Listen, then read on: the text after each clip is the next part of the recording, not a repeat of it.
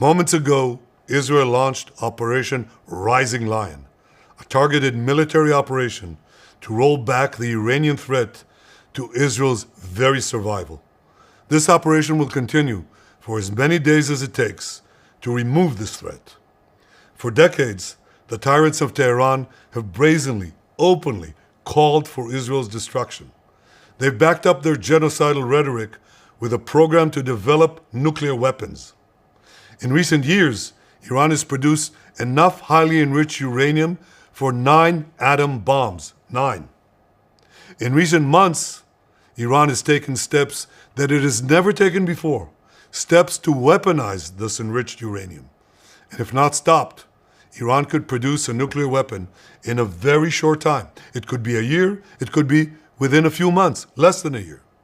This is a clear and present danger to Israel's very survival. 80 years ago, the Jewish people were the victims of a Holocaust perpetrated by the Nazi regime. Today, the Jewish state refuses to be a victim of a nuclear Holocaust perpetrated by the Iranian regime. Now, as Prime Minister, I've made it clear time and again, Israel will never allow those who call for our annihilation to develop the means to achieve that goal. Tonight, Israel backs those words with action. We struck at the heart of Iran's nuclear enrichment program. We struck at the heart of Iran's nuclear weaponization program.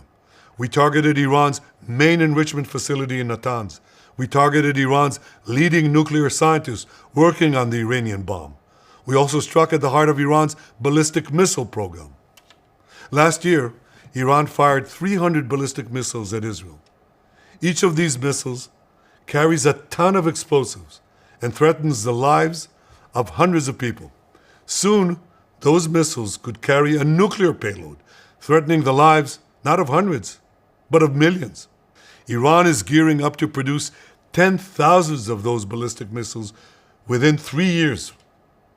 Now just imagine 10,000 tons of TNT landing on a country the size of New Jersey. This is an intolerable threat. It too must be stopped.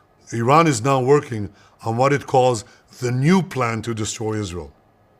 You see, the old plan failed.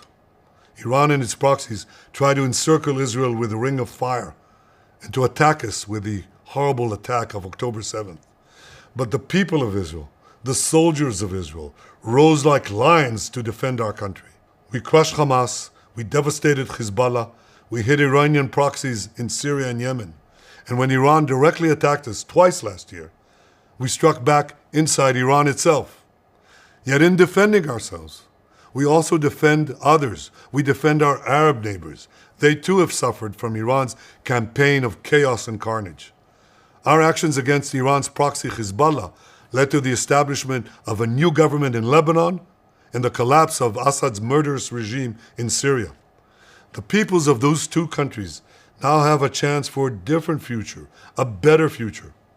So too do the brave people of Iran, and I have a message for them. Our fight is not with you. Our fight is with the brutal dictatorship that has oppressed you for 46 years. I believe that the day of your liberation is near. And when that happens, the great friendship between our two ancient peoples will flourish once again. I want to assure the civilized world, we will not let the world's most dangerous regime get the world's most dangerous weapons. And Iran plans to give those weapons, nuclear weapons, to its terrorist proxies. That would make the nightmare of nuclear terrorism all too real. The increasing range of Iran's ballistic missiles would bring that nuclear nightmare to the cities of Europe and eventually to America. Remember, Iran calls Israel the small Satan. It calls America the great Satan. And this is why for decades, it's led millions in the chants of death to Israel and death to America.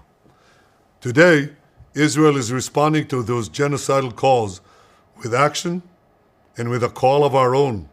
Long live Israel and long live America. Our action will help make the world a much safer place. I want to thank President Trump for his leadership in confronting Iran's nuclear weapons program.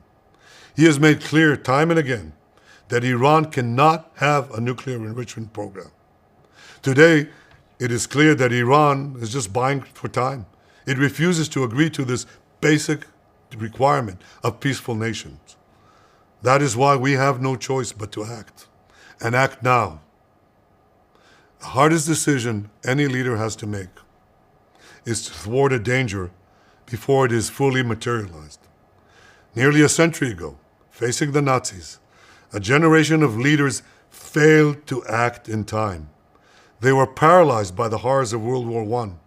They were determined to avoid war at all costs, and they got the worst war ever. They adopted a policy of appeasement.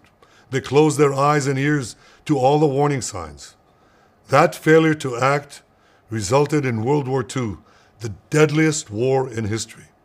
It claimed the lives of 60 million, including 6 million Jews, a third of my people. After that war, the Jewish people and the Jewish state vowed, never again. Well, never again is now. Today, Israel has shown that we have learned the lessons of history. When enemies vow to destroy you, believe them. When enemies build weapons of mass death, stop them. As the Bible teaches us, when someone comes to kill you, rise and act first. This is exactly what Israel has done today. We have risen like lions to defend ourselves.